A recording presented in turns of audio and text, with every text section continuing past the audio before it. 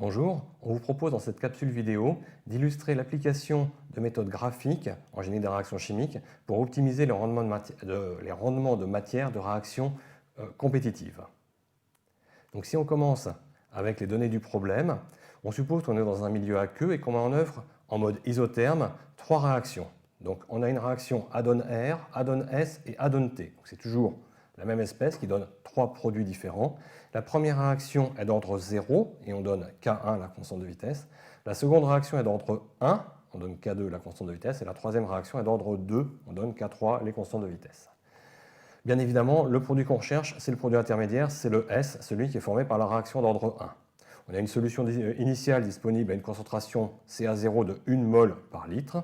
Et ce qu'on nous demande, c'est différentes choses, c'est d'établir l'expression de la vitesse de A, la vitesse de production de A en fonction du taux de conversion, d'établir l'expression du rendement différentiel, on verra ce que c'est, phi' S sur A, et de calculer le temps de passage et le rendement pour un RPA, et le temps de passage et le rendement pour un réacteur piston. À chaque fois, on vise un taux de conversion de 95%, et de voir au final s'il n'existe pas une combinaison optimale de réacteurs idéaux pour maximiser le rendement en ce produit S qui nous intéresse. Donc avant de commencer, quelques rappels et définitions. Si on a des réactions compétitives, ou réactions en parallèle, A donne P et A donne R, avec des coefficients stoichiométriques NuP et NuR. On définit bien évidemment de façon classique le taux de conversion par NA0 moins NA sur NA0 en mode fermé, ou FA0 moins FA sur FA0 en mode ouvert. Et puis, on définit le rendement opératoire global, Y, alors il se note comme ça, Y, de P par rapport à A. C'est en mode fermé le nombre de moles de P divisé par le coefficient stoichiométrique de P et par NA0. Et en mode ouvert, le flux molaire de P divisé par son coefficient stoichiométrique et divisé par FA0. C'est un rendement classique. Et puis, ce qu'on appelle le rendement relatif différentiel, phi', c'est la vitesse de production de P divisé par le coefficient stoichiométrique de P, divisé par la vitesse de production de A, qui la plupart du temps est négative. A en général c'est un réactif, donc c'est pour ça qu'il y a un moins. Donc c'est RP sur NuP fois RA, RA étant négatif, c'est pour ça qu'on a ce moins.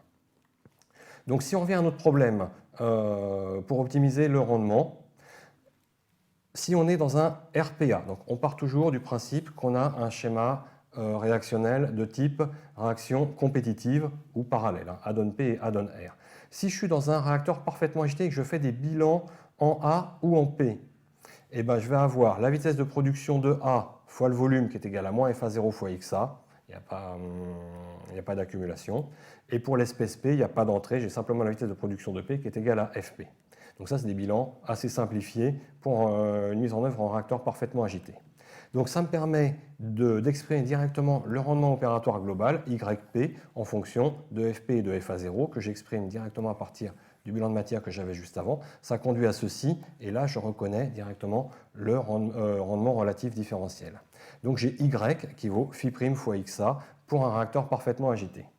Si je fais le même type de bilan dans un réacteur piston, je vous rappelle, dans un réacteur piston, on fait les bilans sur une tranche élémentaire de volume dV. J'ai FA plus RA fois dV qui est égal à FA plus D de FA, et FP plus RP fois dV qui vaut FP plus D de FP. Bien évidemment, ça peut se simplifier comme ceci, donc ça conduit à des bilans un petit peu plus simples. Et encore une fois, je vais essayer de faire apparaître le rendement opératoire global ou le rendement relatif différentiel. Donc, si on fait apparaître le rendement relatif différentiel, phi', c'est le rapport des vitesses. Et le rapport des vitesses, on peut l'exprimer aussi à partir de ces relations-là. Ça fait apparaître cette quantité ici. Et ça, c'est directement d de y sur x, y étant le rendement opératoire global.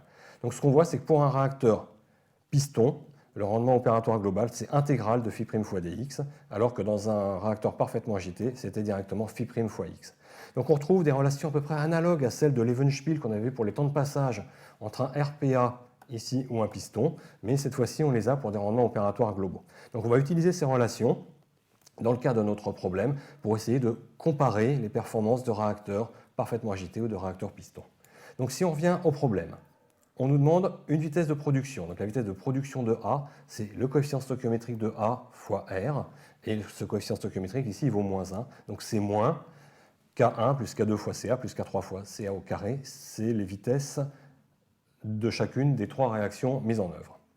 Et le rendement relatif différentiel, c'est le rapport de la vitesse de production de S sur moins RA, ça conduit à cette quantité. Sachant que CA s'exprime sous la forme CA0 facteur de 1 moins XA, on peut assez aisément tracer les variations du rendement relatif différentiel phi' en fonction de XA. Ce qu'on voit, c'est qu'on a une courbe à maximum, c'est plus rigolo pour cet exercice. Donc, à partir de là, si on s'intéresse maintenant uniquement à un seul réacteur parfaitement agité. Ce réacteur parfaitement agité, il est schématisé ici, on rentre avec du A uniquement, et on sort avec un petit peu de A, un petit peu de R, on espère beaucoup de S et pas trop de T. Mais on sort avec un mélange. Et donc, on va faire un bilan A sur le réacteur. C'est toujours pareil, entrée plus production égale sortie plus accumulation. L'accumulation est nulle. On la néglige.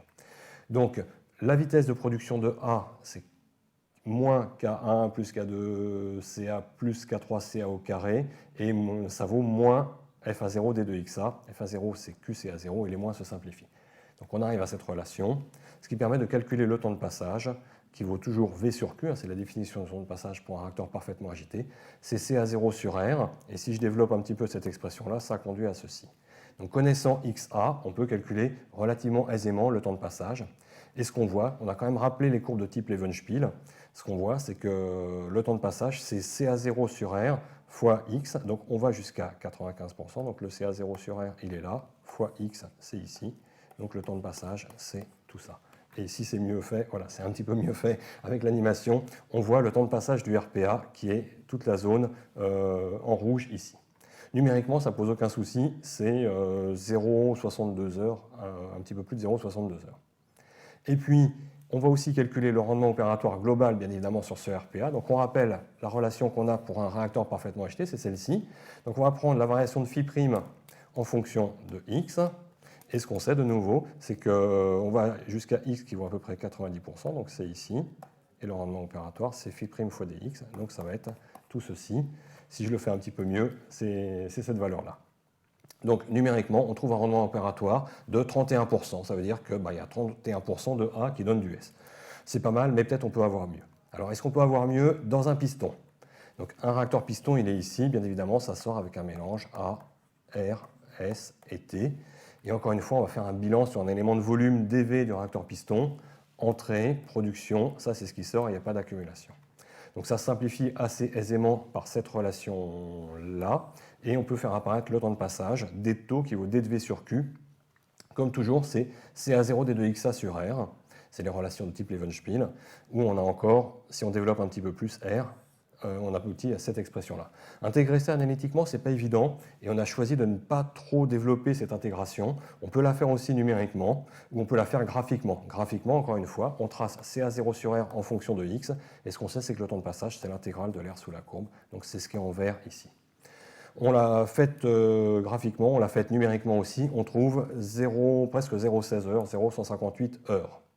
Et puis, on va aussi chercher à calculer le rendement opératoire global dans ce réacteur piston.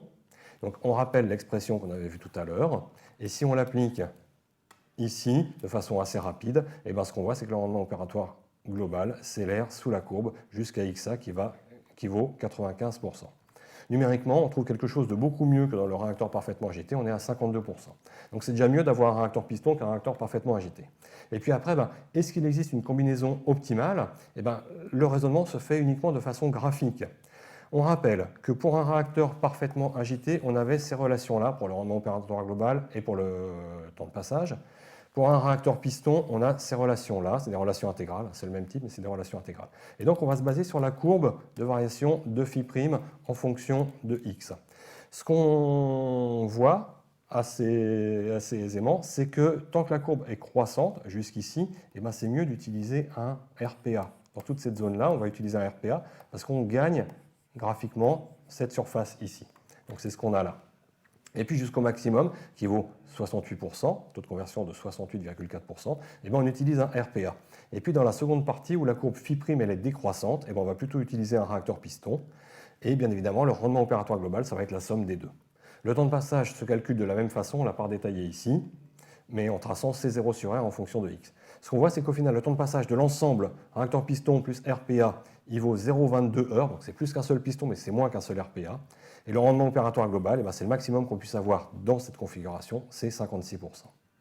Donc ce qu'on va retenir ici sur cet exercice, c'est qu'on a pu optimiser de façon graphique le rendement dans des réacteurs idéaux, et on a vu quel type de réacteur idéal permettait de mieux permettait d'avoir un rendement le plus élevé possible. Donc on a retracé différentes courbes. Par exemple, si phi' est décroissante en fonction de XA, c'est plus intéressant d'avoir un piston en verre qu'un RPA. Au contraire, si phi' est croissante, c'est plus intéressant d'avoir un RPA qu'un piston.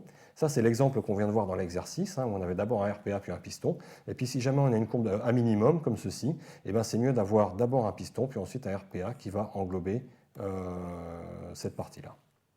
Voilà, donc ces méthodes de raisonnement permettent d'identifier ou d'estimer l'arrangement de réacteurs en série pour optimiser des rendements opératoires globaux de réactions compétitives.